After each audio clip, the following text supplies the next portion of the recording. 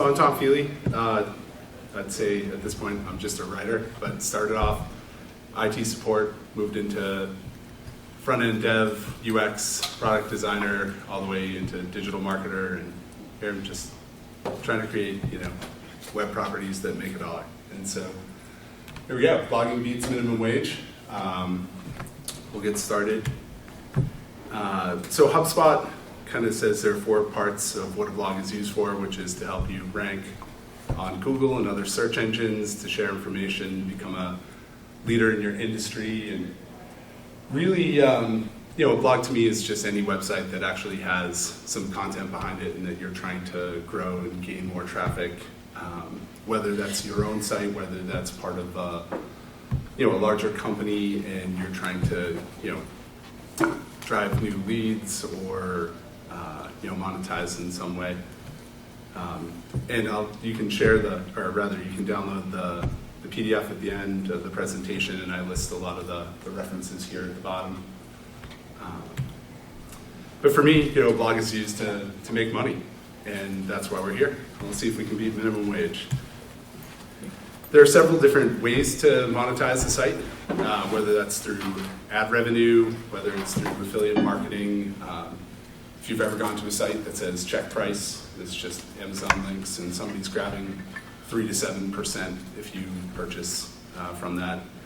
Sponsorships, digital products, whether that's courses that you might take, anywhere. There's one in here for a site called Homebrew Academy where they're selling how to brew, courses on how to brew beer.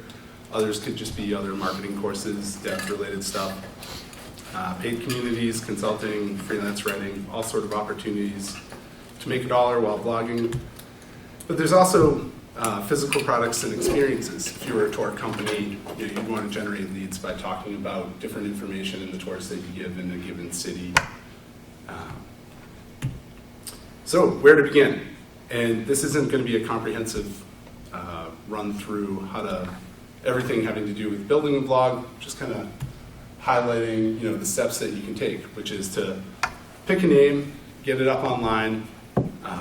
Most people start with WordPress, at least in this, in the kind of blogging game, if you will. I know a lot of people here at the conference are full-blown devs and can use anything, whether that's something like Plenty, whether it's Drupal, whether it's just straight HTML, you could go with that. How to write your first blog post, promote it on social, and then make a dollar, really. So picking your name, you really want to have something that makes sense with the type of content that you're going to produce. Here we go. Yeah, pick a name. Figure out the type of topic that you want to write about. Come up with a brandable name. We'll go into a couple examples in a minute. One tip is just to buy from a reputable domain registrar. I use Hover quite a bit. I've heard good things about name.com. Namecheap I use for a few. GoDaddy I use for a few. Ask around if you've never purchased a domain before, and talk to people that are in your industry or that you respect. Because the way that SEO works, if you start typing in what's the best registrar, it's whoever's paying the most and gaining that money. Exactly what we're kind of trying to do with this. Lean domain search as a tip. If you have a term that you want to talk about, let's just say it is just Amherst, for lack of a better term, you could put that in and it'll give you all types of variations of different keywords that kind of attach to it. So it could be like, actually gardening would be better. It'd be like gardening pros or gardening headquarters or something. It'll let you know if the .com is available. So here, this first example is blastercentral.com. They review Nerf guns, and Blaster Central to me just, I don't know, it makes sense, right?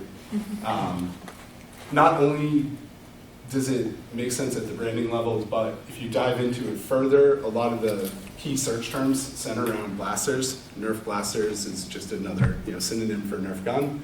And so that really helps when it comes to ranking the site.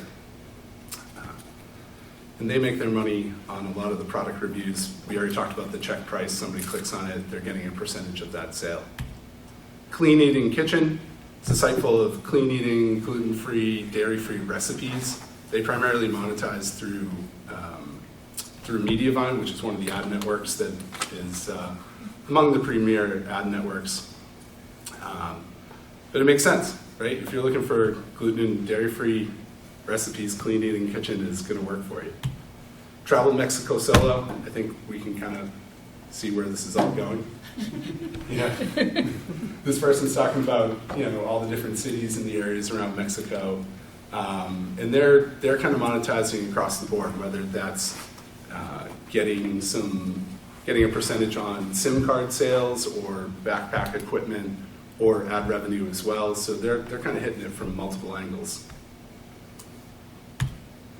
So the steps to take, number 2, getting your blog online. If we're going to stick on the WordPress side, because it's one of the more hands-off, well, WordPress has its own fun attached to it, but it's one of the more easy ways to jump off in this kind of blogging game. And a lot of the monetization tools that come along with it are well tied in. Let's just say it's one of the better platforms for having pre-created plugins and tools that allow you to monetize at a faster rate, whether that's affiliate tables or recipe cards. There's just a lot of third-party tooling that goes along with it. Some kind of going along that domain registrar piece. Flywheel, Kinsta, WPX, WP Engine are some of the better ones. Don't use DreamHost. Pretty much all I have to say on that one. You're going to want to use some Google products. However you feel about Google, whether you love them or you hate them, Google Search Console, Google Analytics plays a really big deal in the blogging game. The ad revenue or the ad networks won't actually, at this stage, the highest tier ad networks won't actually accept your site if you're not using Google Analytics, because they don't seem to trust the data. And that's how you get paid. So they really kind of force you in there. Step 3, design your blog. Hopefully, you can find a classy, free WordPress theme. I'd advocate against that, and just pay the money to get a premium theme somewhere, once again, with a reputable source. WordPress, it's optional if you know how to code. When it comes to choosing a theme, you can go free. I say go premium. There's different builders, whether that's Elementor, Beaver Builder, some others, GeneratePress. You can go custom if you're a skilled backend dev. Astra, GeneratePress, Elementor. Dig around there. There's plenty of premium pre-built stuff, and I would have a whole lot more money if I just went that route instead of trying to build sites myself on static site generators. It just would have sped up the process. I found myself doing way too much coding and re-engineering my site when these pre-built themes are. The user doesn't care. Once you get to mobile, they're just looking at text anyways, text and ads and affiliate links where you're making $1. All right, so this is where the fun begins, which is step 4, writing your first blog post and then writing every single one after that. Once you've chosen your topic, do a lot of research. You can do a lot of free research, and at the very base level, just beat the competition. Look up the term that you're going after. If it's gardening, just type gardening in and check out the sites that come up, or the best ways to create a hoop house, or the best plants to plant on the West Coast. And Google is already telling you what the best content is simply by ranking the top 10 spots. So if you can go ahead and outright them, you don't need to pay a lot of money for a bunch of fancy keyword research tools or a bunch of fancy NLP writing tools. You can just start this with virtually no money down. That said, it makes it easier once you get into that next level of using a tool like SEMrush or Ahrefs. And I'm happy to answer this stuff after the talk about if anybody has any questions. It just helps you kind of pick apart what you should be writing about and the best ways to structure your content. So what I was kind of diving into a second ago is what I like to call no research writing, which is just simply, if you use a Google site operator, just cite Blaster Central, if we go back to that Nerf gun example, you can see that they have about 49 pages that are ranking. You can go through each page manually, get a sense of what they're talking about, whether that's Nerf sniper rifles or Nerf pistols, or weird that this just evolved into a talk about guns, but they're toy guns. And you're going to want one page per topic. If we're sticking on the Blaster Central part, you're going to want to do a product review about each specific gun or each specific toy. You can go down, you can take a leap to the side and start going down the Super Soaker route, because it's not just Nerf now, they've incorporated that. Get a sense of what the competitors are ranking for and the quality of their writing. What are they doing? Are they getting all their headings and their subheadings in the right places? Are they answering the user's question? Are they filling out their pages with appropriate media? That could range anywhere from just the photos to slideshows, videos. A video review on the products that you're reviewing always helps. If you had a podcast, the more layers of structural content and foundational content you can build, the more likely you are to rank, which is 80 to 90% of this blogging game. And then finally, just write better content than your competitors. And the easiest way to do that is to get a total understanding on a page-by-page basis and just write more, go in depth, and do things that your competitors are not doing. Sticking on the no research or the no keyword research tools, and you're just kind of writing for free, if you will. Google People Also Ask is going to give you all the questions that surround a given topic. So if you're talking about blasters, what's the best gun? Which gun is the most powerful? What are the top 10 strongest ones? Are they a good idea? Maybe they're not. Maybe not for kids or adults. Answer the Public is another free tool where it will give you, if you just put in a topic, it'll give you a lot of questions surrounding user queries, whether that's which gun is the most accurate, which shoots the farthest, can it cause blindness, can you break windows? And a lot of these can go down to the page-by-page level. It's just a matter of competitive research, and then getting a sense of, does it require its own URL, or can you incorporate it into a larger primary topic? Taking it a step further and moving into paid tools. This is on the right is a printout from a tool called Ahrefs. For this, I wanted to move on from Nerf guns. We'll go with backpacks.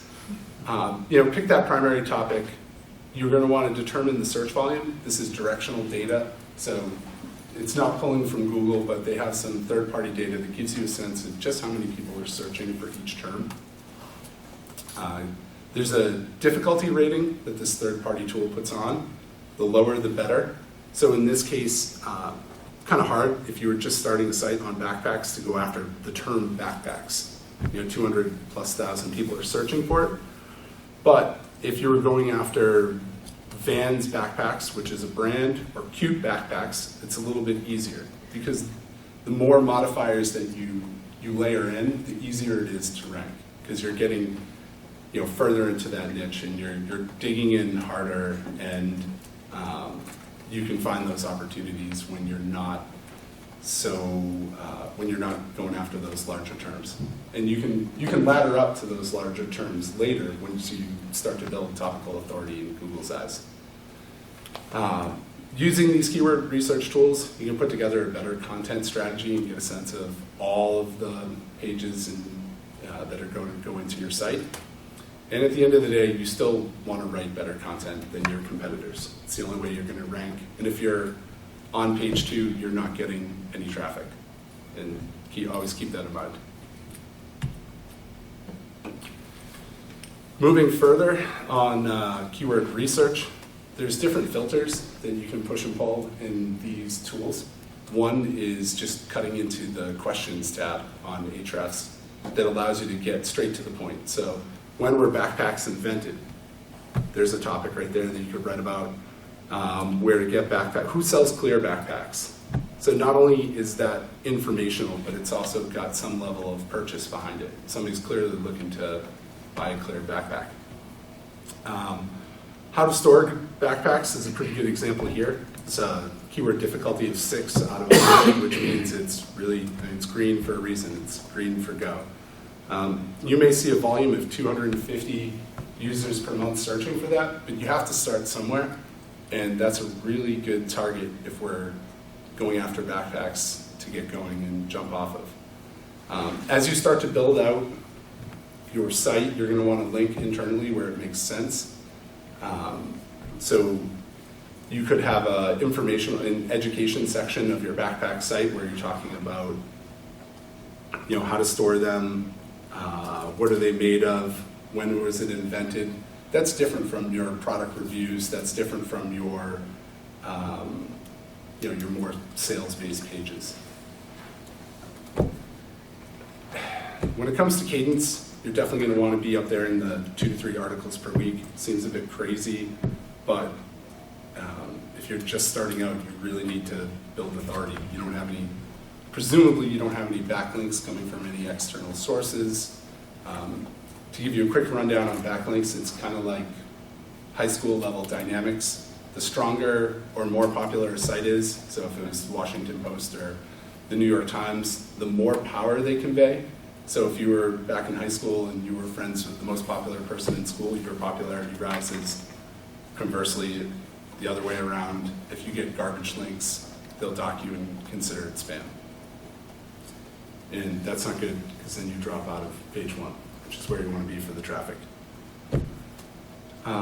Rock Content is a company that sells content. They write across a ridiculous amount of verticals, and their rules are pretty much in line with what we've kind of been discussing. Number 1 is write for humans. At the end of the day, yes, it is a balance of writing for humans and the algorithm. Google, what might now be, GPT-4. But we say, writing for Google because it's got the largest share of the market. Write long content. When you're starting out, and I can't tell you how many times working with an editorial department I've heard, well, my boss said 750 words is great. It's like, that's awesome. We'll be on page 2 and we just wasted $3,000 putting this piece out. But, don't listen to me. I don't know what I'm talking about. Just write long content. And long content starts at 1,000 words, and you can't really cover a topic in depth. Anything lower. Yes, Google is starting to change how they approach that, and they're pulling out snippets of pieces, and they're operating against some of the older accepted rules, but just start there and test. If it's telling you if you're not ranking, then you can reduce the word count after. Be unique. Don't write the same word. Don't keyword stuff. That might have worked 10, 15 years ago. It's not working anymore. You can't just write backpacks 2,000 times and expect to rank. Link out. A lot of people think that you're giving link equity away, and you are a little bit, but if you're linking out to high quality sources, you're continuing that association that, hey, we are a quality source that writes quality material, and we link to quality sources that are out there. Varied content types, this goes back to the idea of getting a podcast on there, or getting a slideshow, putting up some video. Make sure the technical side of the house is good, making all of your meta information great. It's your title, your description. Well, descriptions don't matter as much, but your titles in the hierarchy, it's your title, your H1, good structure, great content. Yeah, use plenty of subheadings. Did you have questions? Oh, sorry about that. Actually writing the article. Kind of what I was getting into. Your H1 is really important. Make sure it addresses the main primary topic. Get in an image that looks like it belongs there. So this is from the Pragmatic Parent, and they rank for, this came up for how to store backpacks, which we talked a little while ago. They get an estimated 550 people per month organically to this page, and they're making money through some of the ways I discussed, whether it's ads or it's product links inside. But they do a good job of, hitting you with that primary header, starting to discuss in depth, how to organize backpacks and school gear at home. Their content is thorough. There's nearly 2,000 words. And it just goes back, if you want to beat them, you have to write better than them if you're starting a backpack-based site. There are ways to game the system. I grew up with a Nintendo that had, had a fancy code that let you get 30 guys in a game. That's kind of what some of the tools out there do, whether that's Market Muse, ClearScope. This is an image of ClearScope at the moment. What it allows you to do is you could just have, whether it's yourself or your editorial team, whatever writer you're working with, you can go through and it'll grade your content. It'll tell you all the keywords that should be in there, the variations of the keywords that come with it, the frequency to use them, the overall word count, the readability score. This isn't the end-all, be-all, but it's going to give you a leg up on the competition when it comes to trying to get it to rank. So if we stay on the how to store backpacks idea, and we take from the Pragmatic Parent, which we just used as an example, they grade out at a B+. So if you can beat that B+, the likelihood that you can get some of their traffic that they're getting, and they're not even at the top. I believe they were ranked 3rd or 4th in the overall search engine result page. Then you can, if you can beat their content, you can hopefully divert some of their traffic to your site, which is the main goal. It sounds... And then it's on. Yeah, it sounds like it's sleazy, but that's the whole goal. You're trying to take somebody else's traffic. And that's all that the large publishers are doing to the small publishers now anyway, so don't feel bad about it. I don't. Number 5 on the list of things to do is promote your blog, get readers and traffic.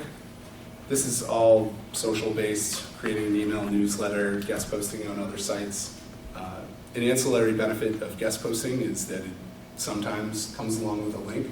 So getting more external links to your site is only going to help you, as long as they're quality, and move up the SERPs. You can build a YouTube channel, TikTok, Medium, LinkedIn. Those are kind of existing platforms for, or Quora and Medium for publishing. I personally despise social. It's my own kind of take on it, but I'm sure I'd get more traffic and more money if I embraced it, and maybe I should. Step 6, making money from the blog. There are a bunch of ways. We already covered them earlier: ad revenue, affiliate marketing, digital products. Let's dive in. One of the ways I use, or one of the ways that I go about making dollars through ad networks. Different ad networks have different page view and session requirements. AdSense is the first that everybody hears about, thinks about, and that was all there was for years back in the day. Ezoic, Monumetric, they're kind of in the middle.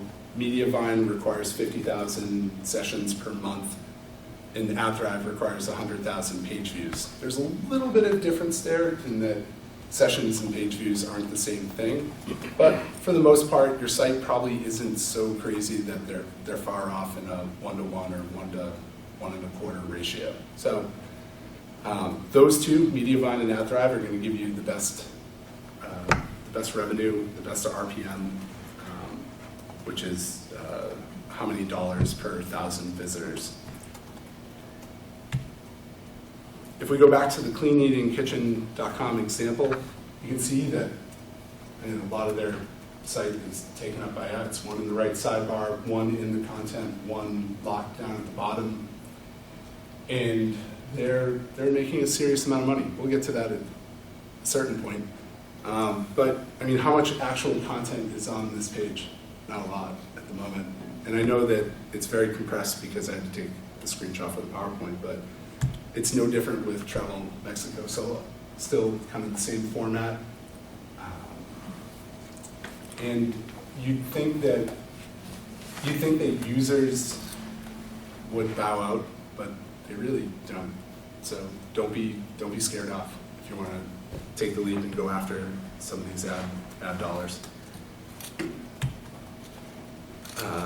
Jumping into affiliate marketing, we covered Blaster Central earlier.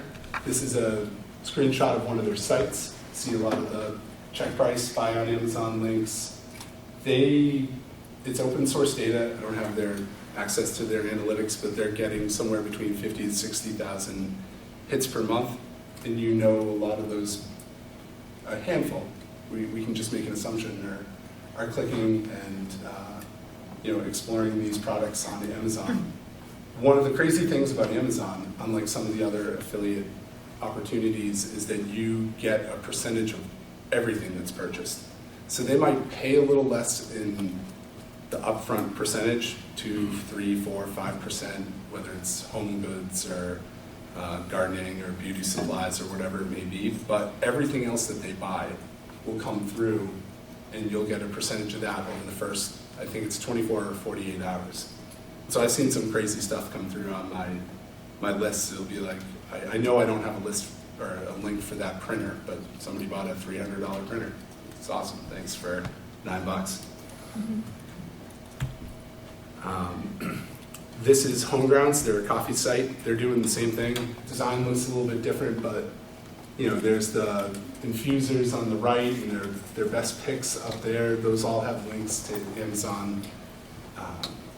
Just trying to show you ways that people are trying to monetize the actual content on their site. You can go further. We already covered lead generation earlier. If you're writing about software reviews and you're referring people over to a certain platform or piece of software, you can get that percentage. You just got to work it out with the company. Homebrew Academy, we talked about earlier briefly. They're taking it on many levels, or they're going after it on many levels.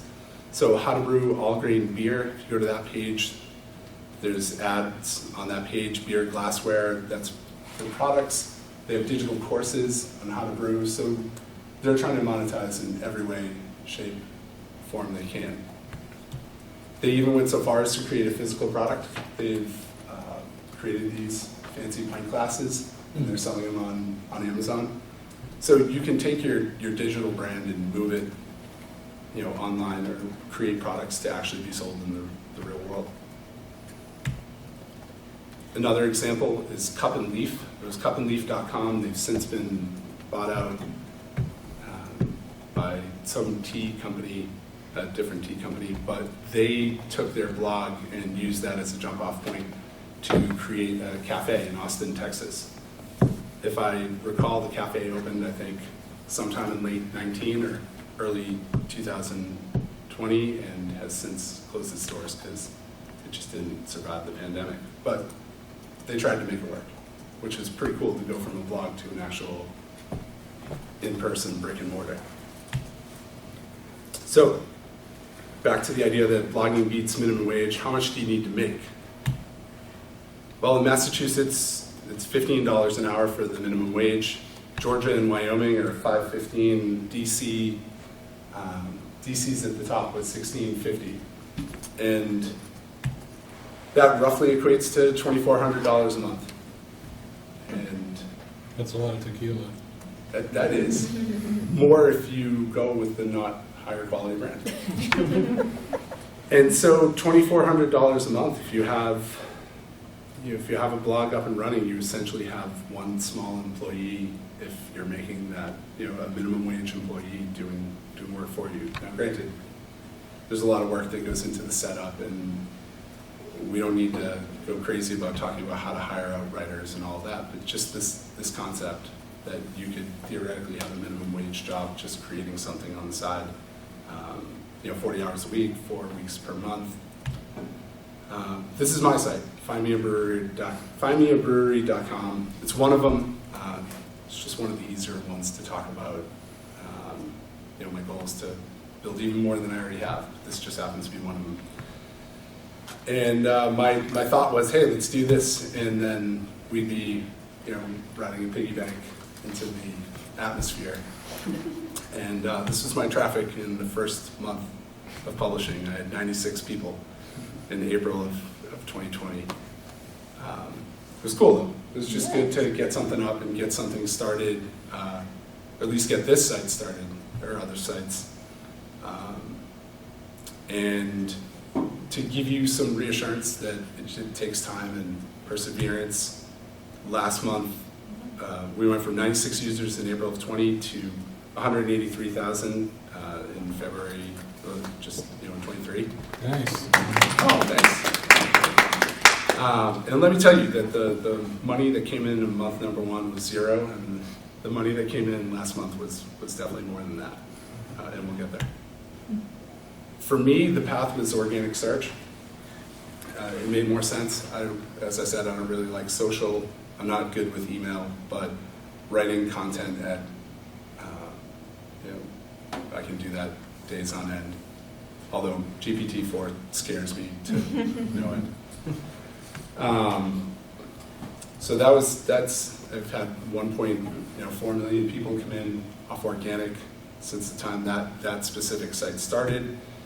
And last month it came out to nearly $2,000 to give you a little look under the hood. Could I monetize it?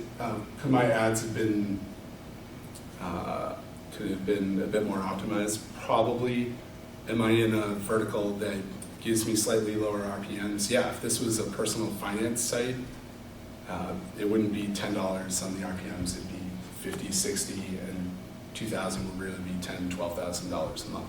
So doing that upfront research in the niche that you're going to go with matters a whole lot. But not so much that if you can't write about it. I couldn't possibly write about cryptocurrency, I couldn't write about health and beauty supplies, I couldn't write about legal or venture capital, which is where a lot more money is. But I just couldn't do it, so it wouldn't even matter. It's not even worth going after it because I would fail. But, it's some stuff coming in. My Amazon, this was also for last month, was a little lighter than some other months. Came in just above 75. I could do a whole lot more with that. I don't really produce content that I want to go after, which is, say, like best blenders or best kegerators. Could go down that, much like the Blaster, the Nerf gun site, or the Homegrounds coffee site where they were doing the infusers and the coffee makers. And I'm sure my Amazon would rise accordingly. I swear I'm almost done. So did I beat minimum wage? No, I didn't. Not in Massachusetts, at least. I came a couple $100 shy of minimum wage in Massachusetts, but it's still $12.66 per hour for this site. But I did beat it in 36 states. So if I moved to Wyoming, I could probably actually live off this site, which is kind of crazy to think about. But are you spending 40 hours updating your site? Right. Because it's automatic, right? You spend. I could take the next month off and that money would still come in. Exactly. So you beat it. Yeah. Yeah, you're definitely beating it. Yeah. Because per hour of work, you're Yeah. making That is more money. money. All right, stop making me feel better. Stop making me feel How many sites do you have? At this moment, I think like 12, but they're over various stages, some more realized than others. But let's go back to Clean Eating Kitchen and Travel Mexico Solo. So they make $20,000 and $52,000 a month, respectively. Clean Eating Kitchen, I believe, is $20 for that site, and you can verify it on this link, which leads to the podcast where these two individuals talk about it. Travel to Mexico Solo is part of a portfolio of 4 sites. So a friend of mine who lives in Colombia and I, and I think we're gonna replicate that process. I don't feel ashamed of saying that, because it'd be nice to make $52,000 a month, even if it's split by 2. And yeah, that kind of wraps up blogging beats minimum wage. That's the link for, and I can share it afterwards. Once again, was a designer start, or was in IT, front-end dev, design, product design, digital marketing, writer now. And if none of this convinces you I know what I'm talking about, then I also won an intramural championship here at UMass 20 years ago. That guy was pretty good at something. But anyway, that's kind of it. Here's some questions, but I'm happy to field anything else that you have.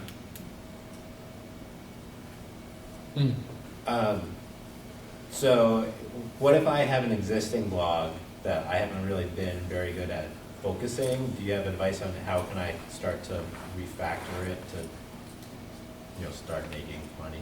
Sure. One, check the traffic. 2, figure out what the content is and where you want it to be. 3, figure out how much time and effort you can put into it, and realistically what your goals are. If your goals are to drive traffic and to make money, then set aside that time to create that specific content. Whatever it is, if it's you could monetize everything, like recycle bins. You could have a whole site for recycle bins. It really depends on 1, what your site's about now, 2, what you want it to be about, 3, what sort of external links are coming in, and what kind of time you can dedicate toward it. At the base level, that $50,000 to get on Mediavine, even at a $10 RPM, is going to pay you $500 a month. And if that $500 a month is worth it to you, ads are a really easy way to make $1 with sites. So if you can get to that 50,000 sessions, say you get 25,000 now, find some content to write, they'll give you that other 25,000. If that answers your question. Thank you. Right. Just a curiosity, but with like the development of OpenAI and ChatGPT, I was wondering if you had any experience using ChatGPT to write your copy and post on your blog. Yeah, a little bit. So GPT-3 was wired into a couple of other tools. One of them was called Jasper.ai. I tried that a bit, but I found that I wrote faster than doing all of the prompts and then editing it afterward. Yeah. So I dropped it. And there were originality checkers out there that search engines are employing to kind of sift through. Though Google doesn't state that machine learning based content or AI content is against the rules, it's a really tricky situation at the moment. Yeah. Would I use the open chat GPT? No, but if there's another one called Content at Scale. If I hired a private dev to get the GPT-4, whatever it is, integration access, you could probably figure out a solid way to author content and then just have a human review it. I don't know, it's real tricky, a little bit scary at the moment. I'm just curious, if there's a higher success rate of getting clicks or whatever with, I suppose a chat GPT written blog post versus a human brain, Yeah, maybe. I mean, it might rocket up real fast, and I've seen this a few times where sites will just have tons of traffic out of nowhere, and then they'll get hit with a penalty shortly after once Google catches on, because they're going through and they're like, oh, this sounds terrible. The facts aren't correct. There's nothing being cited. There's no links. There's just grammar. The grammar is trash. Yeah. But in 3 to 5 years, I don't know, it's a little bit scary out there. It's hard to predict, right? Yeah. Cool. Yeah, I was just curious. Well, I just throw this out there. I know you're not a social person, but I made some Pinterest pins for my my blog like in 2017, and those stupid pins still drive traffic every month to my site. So it's weird. I just want to throw that out. Like I literally just did it as an experiment, forgot about it. But what I wanted to ask you about is one of the things you listed was sponsored content. Yep. Are you doing anything with that, and how do you balance out like having like useful articles with having like the sponsored content? Because I'm guessing that would pay better per thing than the ads. Yeah, it probably would. I think it requires more outreach on my part to reach out to relevant brands that would be a natural fit for the site. Mm-hmm. And yeah, I probably should. Well, No, one, I wasn't should- sure if those other two examples were like using, because I saw that it was like an option, right? And it's stuff something I definitely thought about. But like, how do you balance like having like something that you create right and curate? And you don't want to sound like a bunch of ads in a row or something. But I'm guessing that they pay pretty well based on. Yeah, for sure. Yeah. You hear tons of stories of people making between 1 and 5,000 or so for a piece of sponsored content, which Yeah. means I should be focusing way more on that. But you call it out. You know, you have to make sure that you're explicitly stating this is sponsored content. It would look really weird to have a bunch of pages dedicated to the best places to find craft breweries in X city and Y city and Z city, and then be like, also here's this big $5,000 ad from Budweiser. Check them out. Have you heard of them? It's just got to be the right fit, but there's certainly large lucrative opportunities there. Anyone else? Oh, good. So if I wanted to write about history and like pick a particular portion of that, what is like the best way to monetize that? That's really interesting. I don't know. Maybe ads would be the best way if you have the traffic. If you were getting into if you discussed say you discussed a battle, you could discuss the equipment used and set up links to historical, pieces of armor, or historical weapons. And there's, whether it's Etsy or there's some sites out there that have they're dedicated to historical weaponry. I don't know how this turned into like Nerf guns and weapons. But that would be another way. History is a tricky one. Don Jones from Great Britain, he does Substack and paid subscriptions, but he's a historian we were following. So. Yeah, and I have a client who does history stuff too, but he's sweary history, so he's very colorful language.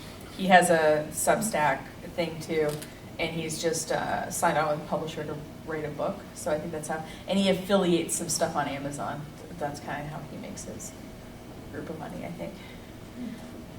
You could, a suggestion, if you're writing about history, obviously you're learning got it from some sort of other source, like be that a book about it, which then you could have an affiliate link for that book based on the page you're writing about, like Gettysburg or something, right? You have affiliate link, like if you want to learn more. Like if you're writing an existing royal family, just find, the current king or queen and make them pay you. Royal story.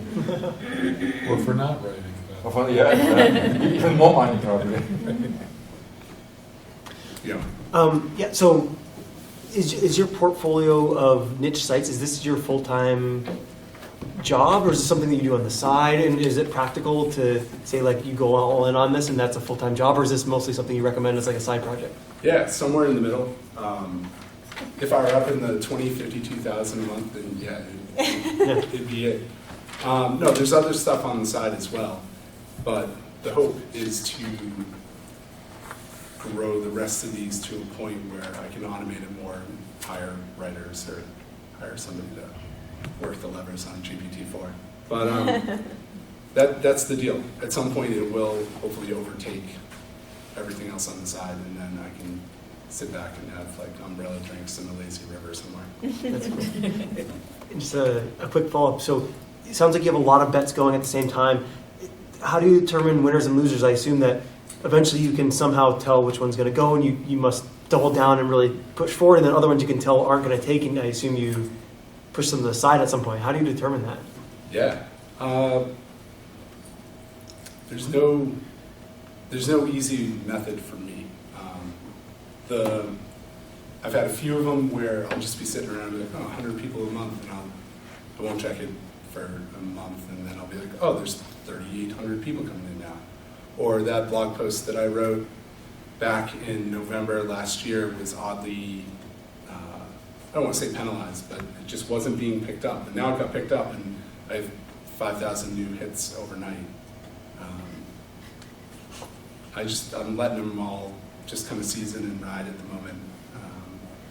And just trying to discover certain things. Like a few of them are just below the 50,000 needed for the ad networks. And if I can just do a little more writing for those, I'll turn on the ad networks and suddenly there's more money there. They're under monetized at the moment. Yeah, I don't know. So, How much time do you spend on the main blog that you work on, the brewery one? How much time would you dedicate per week, you think? oh, I have no idea. I should track it. It's, there'll be a week where it'll be 50 hours, and there'll be a week where it's like 5 hours. Right. So it's not consistent enough to say that. If it was in the 5-digit range, then it would probably take up a lot more focus of mine, Mhm. and I could set some other stuff aside. Mm. Because then it's fantastic. Yeah. Let's double down and see how we double the cash there. Are you still producing 2 to 3 articles a week for it? Much like the answer to that question, I could write 2 to 3 articles in a week. I could write 1 article in a week because I'm taking kids to whatever, doctor's appointments. And then I could write like a 22 article a week because I'm just feeling it. So it all averages out. It's just all dependent on life. But if you just only posted once a month, this isn't gonna be for you. Or, once a week might not even be for you. It needs to be a little more than that. All right. Oh, Just to take that to its last step, just curious, so that site's been up for 3 years? yeah. And how many articles do you think you have up there now? Oh, geez. Articles. Just So it started as a directory site where I was going after locations. So I created all the states and listing all the breweries. And this is a terrible idea. Should have just gone and created informational content from the get-go. But it started as a directory, like where to find everything. And now I'm incorporating recipes. So article is all over the map, probably several hundred. But there's also dozens of recipes that are getting built because that's where larger money is. And some articles are like 4,000, 5,000, 6,000 words. Yeah. So it's probably, I don't know, there's like 4,500 pages on that site, maybe. nice. But I don't know, it could be one page. If it brought in $2,000 a month, I'd be cool with one page doing it. Yeah. Good. All right, well, thanks for coming. I'm happy to answer any other questions. So.